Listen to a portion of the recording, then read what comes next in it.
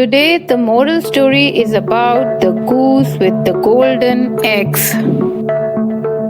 Once upon a time, a man and his wife had the good fortune to have a goose which laid a golden egg every day. Lucky though they were, they soon began to think they were not getting rich fast enough, and imagining the bird must be made of gold inside.